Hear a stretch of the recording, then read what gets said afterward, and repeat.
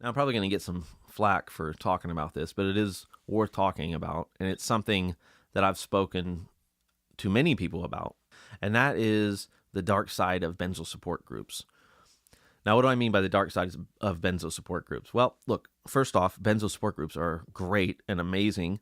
They can be obviously super supportive, super informative, and give people hope and remind them that we do heal and that we get better. And here's some things that work and here's some things that don't work. And, overall, it's a support group. It's someone that's been there or that is there that can say, hey, I understand what you're going through. And we can lean on each other and get through these hard times. And that's great. Now, what I want to talk about is the dark side of that, which is that, there's a small, super small percentage of people in any situation of any kind of disabling or trials of mental illness, if you will, people that find themselves at the bottom in this dark place. And to borrow a phrase, misery loves company at that point. And these are people that have sort of formulated an identity to the darkness of I'm going through benzo withdrawal. I've been going through benzo withdrawal for so long. And now this is my identity. I'm so-and-so going through benzo withdrawal, and I've been going through it for 5, 10 years, 15 years. And it becomes an identity, and it becomes this negative identity. And it can pollute others. It can really tear down their hope when you have people that are sitting around saying, you're never going to get better because look at me. And look at these people around me. Look at point out people here. Well, look, those people are the outliers. The majority of people get better. That's a fact. They get better. Your brain heals, even after long-term use. But are there people that don't? Sure. Unfortunately, there are. And people like me and many of you are fighting against this. We're trying to spread awareness to psychiatry and medicine and say, look, there's something profound happening here. Yeah, a lot of people get better. It's hell. Their withdrawal and prescription protocols are absurd at best. And there are a small percentage of people that even years out continue to have prolapse withdrawal syndrome. And this is serious, and there needs to be something done because many of these people commit suicide. Most of them end up disabled, and it's just no quality of life. It's horrible.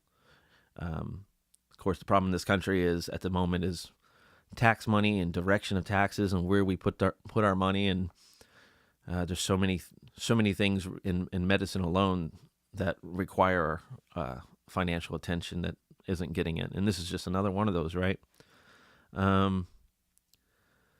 So dark side of benzo, yeah, it's important to remember that you will get better and that horror stories are the outliers. They're not the general.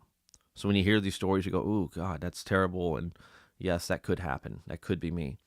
But don't have yourself written out of the fight yet, because when that mentality is so disabling. It is probably the biggest disabling mentality known to man, is just this, I gave up before the fight even began, or in the middle of the fight, because I was just sure from either instinct or what I was hearing or seeing around me that there was no positive outcome to this.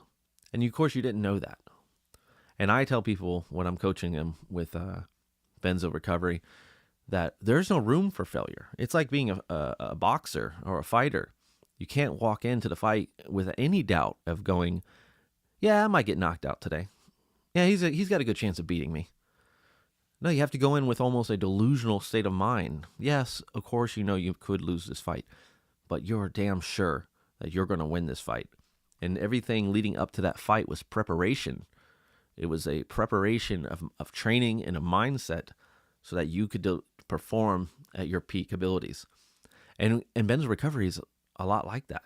Starting with when I'm coaching people, I start with perception, reframing, identifying irrational thinking, all these, which may seem like a smaller piece of the pie, but they're enormous. They're enormous. They set the pace for the whole show, the whole training, the whole recovery program is set and dictated by these, your ability to see clearly, to understand clearly, and to stay focused, and to not ruminate, not give into irrational thinking, that self-defeating thinking. It's going to be huge in your healing.